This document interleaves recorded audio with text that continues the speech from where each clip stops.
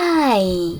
In front of me is Motorola Moto E22 and today I would like to show you how you can install and apply iOS Launcher on this Motorola smartphone. Begin with opening Play Store and clicking on the search bar. Now type in iOS Launcher and get this app from this developer.